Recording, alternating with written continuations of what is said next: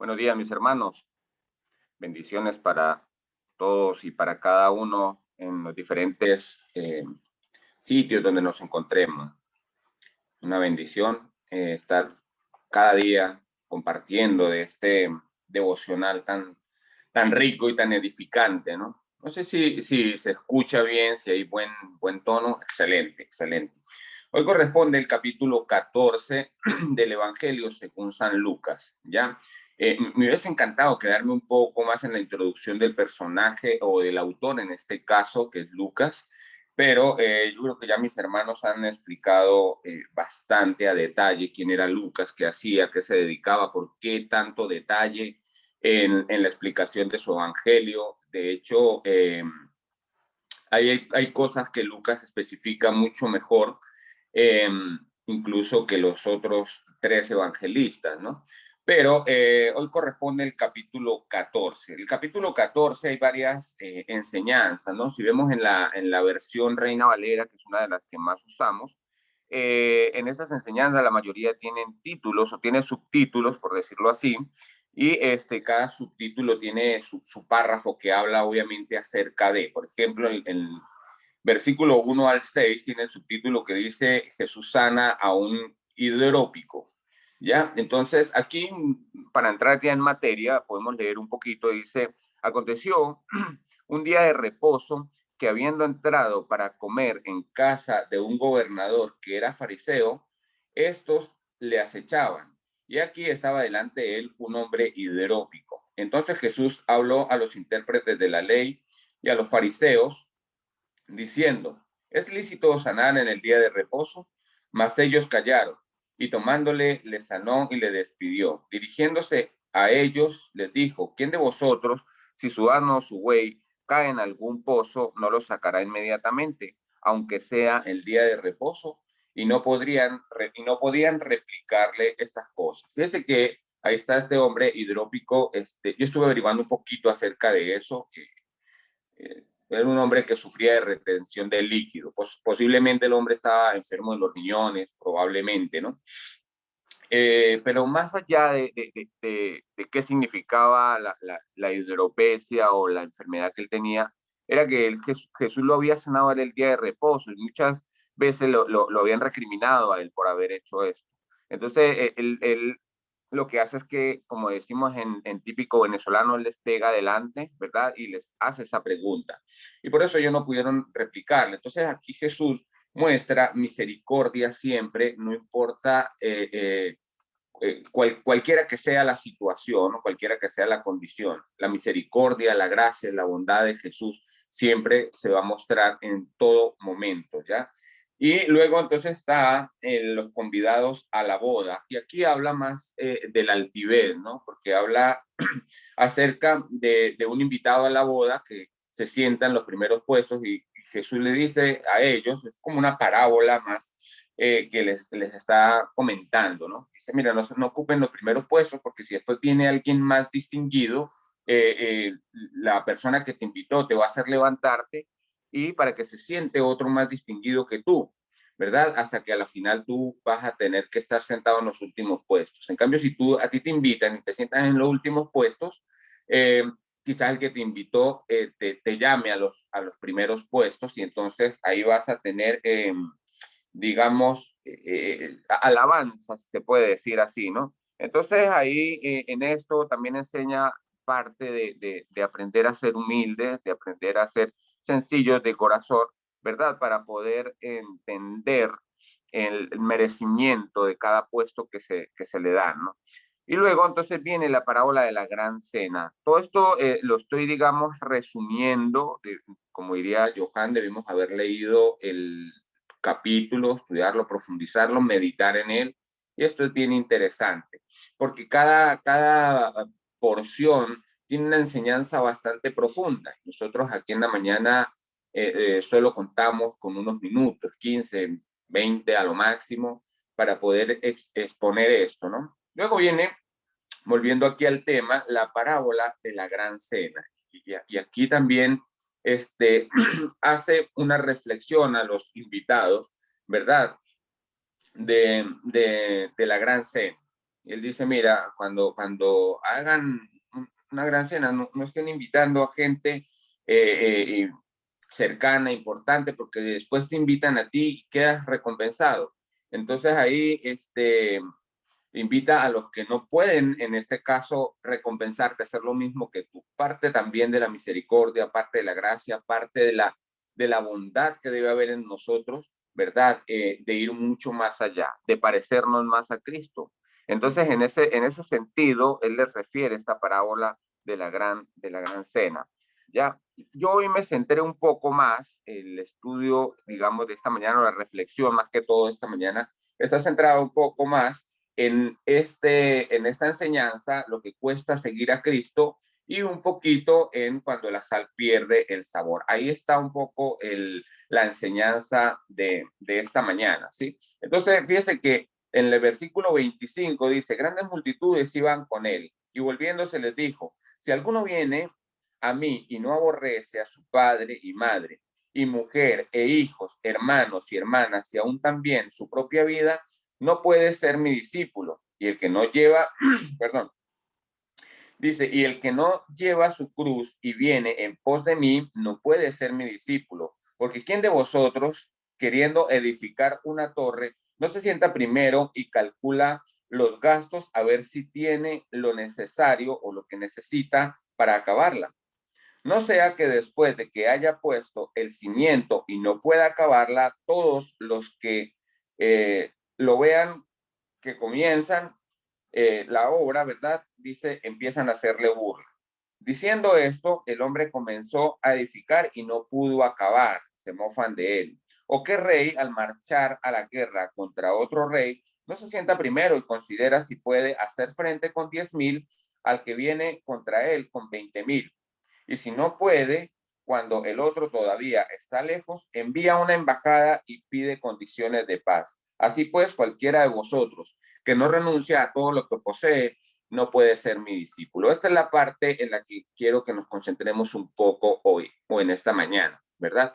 Dice la versión Reina Valera lo que cuesta seguir a Cristo. Y esto es bien interesante porque seguir a nuestro Señor Jesucristo sí tiene un costo. A veces nosotros decimos, la salvación es gratis, Jesús pagó por nosotros. Claro que sí, nuestra salvación Dios nos la dio, o nuestro Señor Jesucristo nos la dio gratis, nosotros no tuvimos que pagar por ella, pero mantener la salvación tiene un costo.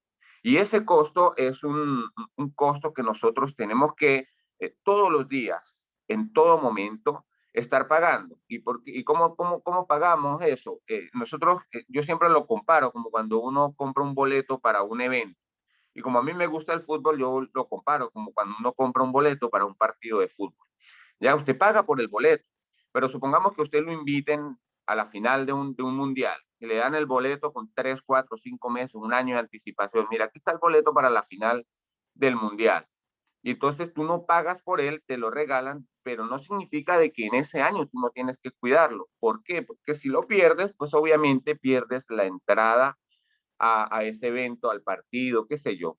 Entonces, la salvación, ¿verdad? Nuestro Señor Jesucristo pagó por ella. Él murió por nosotros, Él derramó su sangre por nosotros, pero nuestro deber es cuidar esa salvación. Nuestro deber es hacer el esfuerzo, ¿verdad? De mantenerlo lo más sano y lo más santo posible. Los que nos gusta el fútbol, digamos, las personas que les gusta otro evento puede ponerlo en el ejemplo, pero los que nos gusta el fútbol, por ejemplo, si nos diesen una entrada, yo por lo menos la guardaría ahí donde guardo las cosas importantes que trato solamente de sacarlas cuando realmente es importante. Oye, esta es la final, no sé, de la Champions, a jugar el Barcelona contra el Real. Entonces, voy a guardar mi entrada, ahí como un oro, porque me gusta. Pero dejando un poco al lado la vanagloria, la salvación es la salvación que nuestro Señor Jesucristo nos da a través del Evangelio, ¿verdad? El perdón de mis pecados, el cristianismo como tal, mi santidad, es mi entrada al cielo. Jesús me la proporciona, ¿verdad? Pero yo tengo que cuidarla. Y fíjese que tengo que calcular, ¿verdad? El costo. Dice ahí, y yo esto lo recuerdo de un estudio que dio nuestro hermano Luis Núñez hace como unos 12 años, 10 años, quizás allá en la casa, en el centro nos reuníamos, y él habló de esto. Él decía, mira, hay que estar pendiente de cuidar la salvación, porque nosotros después no tenemos cómo pagarla, no tenemos cómo comprarla. Jesús lo hizo. Jesús compró la salvación nuestra, o mejor dicho, no la compró, la pagó, la ofreció, nos la dio, aun cuando nosotros no merecíamos eso, ¿ya? Y ahí, si nosotros aceptamos a nuestro Señor Jesús, aceptamos el Evangelio, aceptamos la salvación, ¿verdad? Tenemos que estar conscientes, hermanos, y esto para los que aún no han aceptado el camino del Señor y para los que ya lo aceptamos, ¿verdad? Estar conscientes de la responsabilidad que nosotros estamos aceptando, del tesoro que se nos está confiando, ¿verdad? Y cuidarlo. ¿Por qué? Porque si no, después la gente se va a burlar. La gente va, y eso es parte de lo que decía Luisito esa vez. Dicen, mira, este se metió a cristiano y ahora anda otra vez peor que antes. Y ahora dice que es evangélico, que es católico, que no sé qué, y ahora míralo como anda, peor que antes, en peores vicios. Era una de las reflexiones que nos hacía nuestro hermano en ese entonces. Y yo me pongo a analizar, yo decidí ser cristiano, a mí nadie me obligó. Entonces, si yo decidí es una decisión, tengo que cuidar, ¿verdad? Y honrar esa decisión a través de la obediencia, a través de la santidad, de la pureza, andar en los caminos y en los pasos de nuestro Señor, ¿ya? Entonces, en ese sentido, hermano, la invitación es a cuidar nuestra integridad cristiana, nuestra salvación, la entrada al reino de los cielos, a la presencia de Dios, como el que cuida, como el que cuidaría, porque a mí nunca me han dado una entrada a un mundial, pero ojalá algún día la estoy esperando de por allá de los Estados Unidos. Es broma. Entonces, el punto es que, el punto aquí, hermano, la reflexión aquí en este sentido es a cuidar nuestra santidad, nuestra entrada al reino de los cielos, nuestra entrada a la presencia de Dios, habitar con Dios como en el principio Dios quiso que el hombre habitara y morara con él. Luego, por último, dice, cuando la sal pierde su sabor. Fíjense que si vamos un momentico ahí a Mateo capítulo 7, rapidito, está hablando de que nosotros somos la sal de la tierra, ¿no? Déjame lo consigo aquí, perdón, Mateo 5 es la cosa. Mateo capítulo 5, versículo 13 dice, vosotros sois la sal de la tierra, pero si la sal se desvanece, ¿cómo será salada? No sirve más para nada, sino para ser echada fuera y hollada por los hombres. Lucas hace esta misma reflexión que está en Mateo. Dice, buena es la sal, pero si la sal se hiciere insípida, ¿con qué sazonará? Ni para la tierra ni para el muladar es útil. Es arrojada afuera. El que tiene oídos para oír, que oiga. Y fíjese que la sal en este sentido es como la santidad, ¿verdad? Los cristianos, cuando dice Mateo, vosotros sois la sal del mundo, es porque nosotros debemos ser el sazón, ¿no? Que le da sabor, ¿verdad? Al cristianismo. Pero no porque nosotros seamos ¿cómo lo dirían en típico venezolano? Los papaupa. En realidad, nosotros fuimos elegidos para compartir lo que es importante para Dios. ¿Qué es importante para Dios? El Evangelio, para que las demás personas hallen la salvación a través de ella. Entonces, ¿qué pasa? Si yo dejo el cristianismo de un lado, es como si yo dejara la sal, lo que me hace en realidad valioso. Si la sal pierde su sabor, no va a servir para nada. Si un cristiano pierde su cristianismo, su identidad cristiana, ¿de qué sirve? Por lo menos ante los ojos de Dios, porque quizás para el mundo sirva, pero en realidad nosotros como cristianos le pertenecemos a Cristo, por eso nos llamamos cristianos. ¿Ya? Entonces dice, buena es la sal, pero si ésta se hiciera insípida, ¿con qué sazonará? Bueno, es un cristiano, pero si éste deja de ser cristiano, se aparta de los caminos de la salvación, si se aparta del camino del cristianismo, ¿de qué le sirve al cristiano? O sea, ¿de qué sirve al cristianismo? ¿De qué sirve a los propósitos de Dios? ¿Sí me explico? En este pasaje, la reflexión nos invita, o el pasaje nos invita a mantenernos fieles, a mantenernos firmes, a tomar decisiones que en realidad nos beneficien en la eternidad decisiones que tengan consecuencias eternas, ¿verdad? Y esas consecuencias tienen que ser positivas y a cuidar esos premios que Dios nos da, en este caso la salvación, la santidad, el cristianismo, ¿verdad? Que es nuestra sal, que es lo que nos hace a nosotros aptos, agradables delante de los ojos del Señor. Así que por eso, hermanos, la reflexión de esta mañana, la invitación de esta mañana es hacer esa sal, ¿verdad? A tomar esa decisión, porque tiene un costo. Johan decía hace rato, oye, están madrugando, porque hay mucha gente que no. Y me decía Mercedes que está haciendo frío, con las cobijas abrigadas, es difícil levantarse a un devocional, así, por lo menos aquí la temperatura hasta 2, 3 grados, y uno no quisiera levantarse. Oye, a levantarme a esta hora, no tengo nada que ir a hacer a la calle, puedo desayunar a las 9 de la mañana, qué sé yo.